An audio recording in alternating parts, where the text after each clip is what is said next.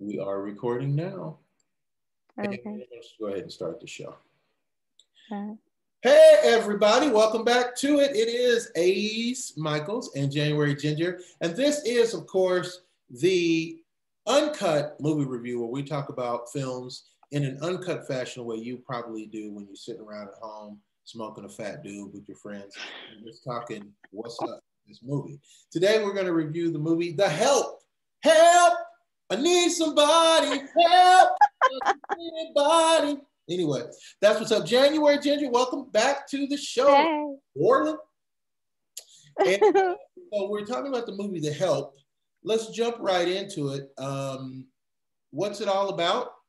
What is the movie consist of? What's the deal with this movie? Yeah, you're good with that. I like to hear you say yours. Oh, you don't want to hear Yeah, this. I do. With a disclaimer, I'm gonna tell you right now. That's okay. I don't like these movies that are fun-hearted, light-hearted movies about Black people being enslaved and like, Mm-hmm. oh, well, it was real rough on Black people. They were getting killed and stuff, but boy, it was also heartwarming the way they, every now and again, they got it back on a white person, some in a little way, in the little wins kind of, but basically they were getting shit on pretty much. Okay. But sometimes they got a little one in. And so we made a movie about a cute little one that they got away with. I don't like those movies because to me, first off, there's no historical importance of those movies. Like, if we made a movie about how redhead people got treated like stepchildren all the time, Yeah. you wouldn't think it's cute or funny or No. I wouldn't. why everybody's watching this and laughing. This shit ain't funny, dog. This is not funny. Yeah. So I get it. But anyway, this particular movie, it starts off with the basic theme is about, well, the theme is about change is growth, and all of us have to embrace change in order to grow. That's the theme of the movie. But the story itself is about the young girl, Skeeter, who is living in the South. She dreams of being a writer, and she gets the opportunity of a lifetime falls into her lap to write a story for a big newspaper in New York. And I mean, not a newspaper, but a magazine publisher and book publisher. And she gets the interest and the attention. She decides that this is the opportunity she needs to do something really different with her life. And she looks for a story that's not just going to be a fluff piece, but something that may actually open big doors for her. And the biggest story like that to be told is about The Help, which no one's talking about, how white people are treading on these women who are basically in their homes, raising their kids, cooking for them, making sandwiches for them. I mean, these Black women are basically running these white women's houses for them. They make the dinner, they make the breakfast, they cook the food, they do the laundry, they raise the kids, they change the kids' diapers. I mean, they do everything. And even at the tea parties, these Black women are standing at the tea party. They're hearing everything, every single thing. They're hearing political information that's going on in the city. They're hearing gossip. They're privy to all the information that's going on, but they're privy to zero of the rights. They still can't go into the same department stores or drug stores or even the restaurants. They can't ride the bus in the front still. They can't be seen at nighttime after a certain curfew hour. So it's a very rich dichotomy of these things you have privileges to do, and these things, for some unwritten reason, you have no privilege. As a matter of fact, you're not even allowed to read or write. Still, in the 50s, it's illegal for you to be caught reading or writing. So anyway, long story short, so Skeeter gets this fabulous job. So she wants to interview the maids. The maids, of course, are terrified of this because even at, $8 a month, if I lose my $8 a month job, I can't go get another job. Like, I'm fired as a maid working for the Rothschilds family. I'm done. So I don't want to tell you what it's like to work for white. Is you crazy? Is you crazy, woman? Right? So it creates a bunch of conflicts which work themselves out in the movie. And that's what the story is all about. I like it. I think you're cool. I guess I do see it. I understand what you're saying. That about how them portraying the help as a lighthearted thing. But if you look at it on the other side, the white families, like every white family was like that. No, come on. So that's the same on their side too. Very upscale, prestigious, and it's like this is how white women were. No, they're not. They were not like that. Just like all of the black people weren't like what they were doing. So I guess it's just they kind of made them equal. They made them both very elegant and clean and just like kind of on the same level. And they're both obviously not everything that has existed ever. It's just impossible. But if you look at the characters, you see that well, for the ones that were in it, that there are people that are going to like the I don't remember her name. She's Ron Howard's daughter. Mm-hmm. Dad, I don't remember her name in the movie. She played a really good um southern like just a nasty person. But yeah, you mean to tell me she's not going to be nice to many people in her life, not just her help. She just has the power over them. right. But she absolutely is not just going to be kind to somebody else because that's just not in her demeanor. And then you have somebody like Skeeter, she just she loved her help, and she wants to help. But again, these people are brought into money, so they're not giving every perspective. Yeah, I agree with you on that. I think that when you make a movie, I'm sure you have to categorize it. Okay, who are we going to focus on? We can't focus on Yeah. every single racist. We can't focus on every single bad guy or whatever. So we got Mm-hmm. to make Darth Vader is the bad guy. He's the worst bad guy. So that way, when he steps on the screen, the audience understands that, oh my God, evil is on the screen. So Bryce Howard in this movie, she plays Hetty. And Hetty is a pretty much character story of entitlement. She's not so much a mean person as she feels entitled just because she's white, because she's pretty, in this Southern environment. Family has a little bit more money. I didn't get the impression that they were a rich family, but that they had a little bit more than the medium class family. Yeah. So that made her feel like she needed to be upwardly mobile in the society. And in order to do that, she needed to step on people as much as possible, and they needed to fear her as much as possible. Well, that could be anybody. Anybody can be that person. That could be Anybody. working at the post office. That could be, anybody can be that. I did think that going to the next question of the actors and their portrayals, which I skipped over. Do I like the movie over? I think I answered that. Overall, I watched it. I sat through it. It wasn't a bad movie at all. It was actually very, very well put together movie. But in my personal opinion, I don't like to see movies like that any more than I like to see movies that make fun of the Holocaust. There was a show. Oh my God! What? Years ago, Hogan's Heroes was a show from the late 70s that was set in a concentration camp, and it was a comedy about these group of guys who somehow, even though they were in the concentration camp, they were outwitting the Nazis all the time. I didn't like Quentin Tarantino's movie about the Nazis. It's just not your style then. Yeah, and I didn't like. There's one more I want to give an example of. MASH, the TV show and the movie MASH. To me, it's not funny. If you're in a war, it's not funny. There's nothing that. Yeah, I understand that. Like, oh, we're stitching this guy up, but can you hand me my rum and coke real quick so I can get this joke?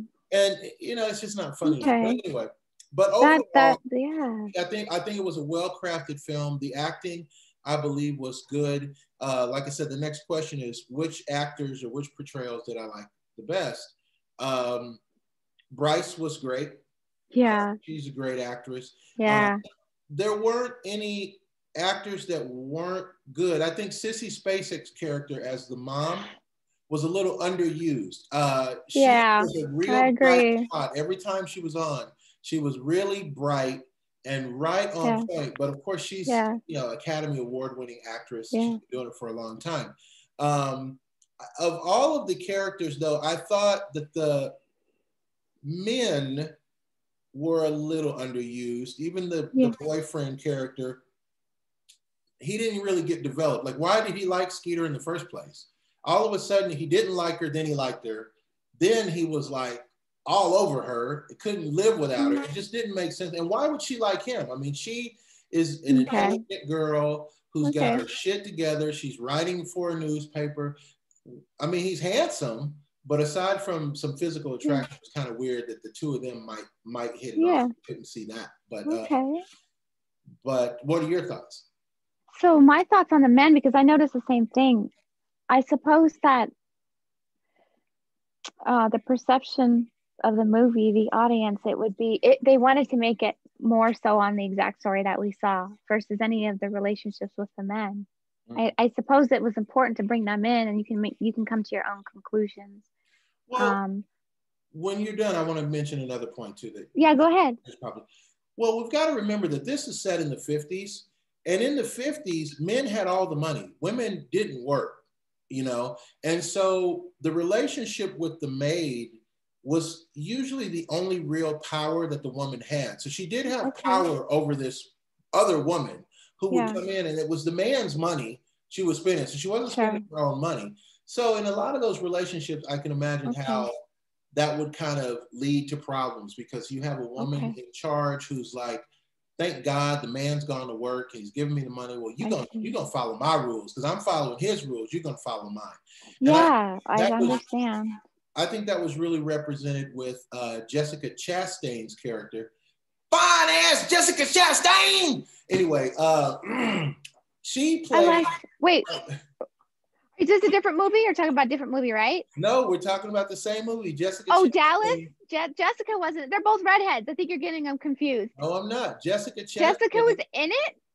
Okay, listen, we're not gonna edit out that you said that, but yes, Jessica Chastain played the underprivileged white girl who kept trying to fit in, and spoiler alert, she had the miscarriage. That was Jessica. She played the blonde. Jessica. Yeah, that was Jessica Chastain. Oh my God, I had no idea. I feel like such an asshole. I had no idea. I love Jessica.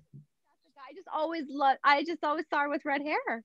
Yeah, that was okay. Her. And I thought her character and her portrayal of her character was actually my favorite, because she was the most real Southern, like, I don't know a thing. I'm not trying to upset my guy. You know, I'm lucky to be here. Look at this big house I got. Like, please help me, please. Like, and please. I just want to fit in. I just want friends. I just want to be, you know, part of this society. Nobody wants to invite me to their parties, and you know, and that was a really great one. It was really great. You're right. She was great. And you know what, too? So they have to give different types of women, because you were going to have different types of women watching that show. Yeah. I really loved Dallas Bryson. I thought she played such a good entitled bitch. I really loved how she acted. She was a great entitled bitch. I will say that. It was great. She sure was. That's really great. Yeah. She was awesome. She did it. The other lady, Allison Janney is the actress's name, that played kind of the middle of the two. She wasn't so bad. She wasn't so good.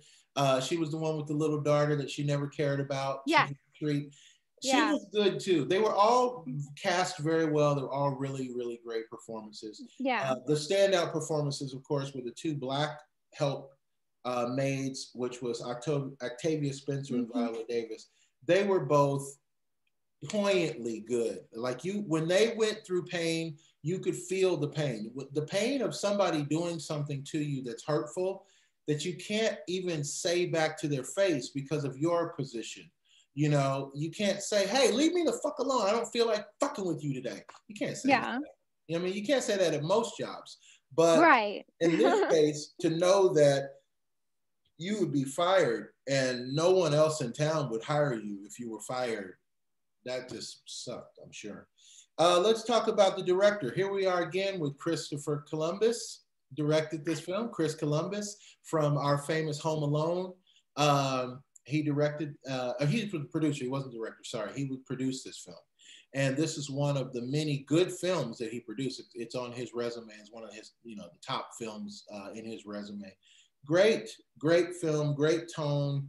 The movie was a fabulous movie. Not my particular type of movie, but that's okay. Who am I? But I definitely think people should have a look at it. Because of, for no other fact that it's going to make you feel differently about that era in American history, which is very important. Believability, and what would you change? Is there anything that you feel you would change about this movie, or did you feel like something just wasn't believable? Oh no, I think it was a really, I liked the movie a lot. I did. So I wouldn't change anything in the movie. I think that the best thing to do when you see something like that is you ask and you communicate with people that have either lived it or someone close to them has. And I get it, over time it gets harder and harder because everybody's separated in society, and people get older and then people die. So I think that this kind of can just open up doors for you, but as with anything, you should always do more research. And anything you don't like in the movie is just maybe something you don't understand. Mm-hmm. Yeah, I agree with that. Favorite quote? Do you have a favorite quote from the movie? I don't think I have a favorite quote. No, I don't think I do.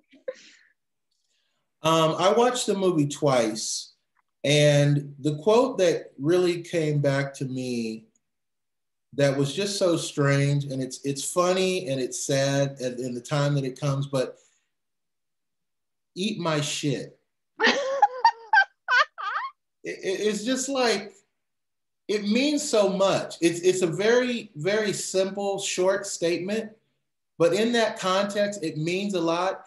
And it means what you want to say to somebody in that moment. Like, I am so tired of you kicking me when I'm down. Like, just eat my shit, And I thought that was a great quote. I was like I said, I saw it twice back to back in order to review it. I would watch it twice, and I just, Yeah.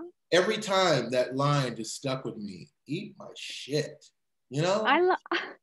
I like Octavius Mm-hmm. as an actor. I really do. And